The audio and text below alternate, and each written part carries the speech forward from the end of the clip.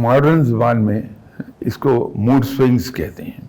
ہر انسان جو حساس ہے اور ہر آدمی حساس ہے، اس کے ساتھ یہ انوائرمنٹ کا اثر اس کے اوپر آئے گا ضرور. یہ انوائرمنٹ ہے جو آپ کے موڈ کو خوشگوار بھی کر دے گا، اس کو سیڈن بھی کر دے گا. لیکن انسان کی جیت کہاں پر ہے؟ وہ یہ ہے کہ جب آدمی اپنی ان تبدیلیاں تو ہو رہی ہیں لیکن اس کو اثر انداز نہیں ہونے دیتا اپنے رویوں پر. کوشش یہ ہونی چاہیے، اب جیسے میں ایک مثال آپ کو دے دوں. الحمدللہ آپ اور میں ہم سبھی مسلمان ہیں اور آپ صلی اللہ علیہ وسلم کی امتی ہیں.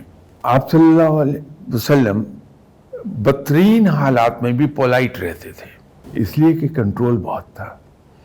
تو اگر ہم سنت سمجھ کے اس پہ عمل کر لیں کہ ورسٹ ٹائپ آف سچویشن میں بھی ہم کام رہیں کہ یہ سنت ہے، ہم پولائٹ رہیں کہ یہ سنت ہے، اپنے غصے کو پی جائیں کہ یہ سنت ہے، تو دو چیزیں ہو جائیں گی.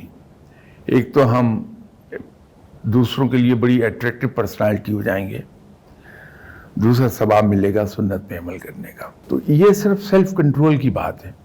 ادروائز تبدیلیاں سب میں ہوتی ہیں اور اتنی ہی فریکوینٹ ہوتی جتنی آپ کہہ رہے ہیں کہ جہاں سیٹ آف انوائرمنٹ چینج ہوا وہاں انسان کے ایک نیا موڈ سوئنگ آیا.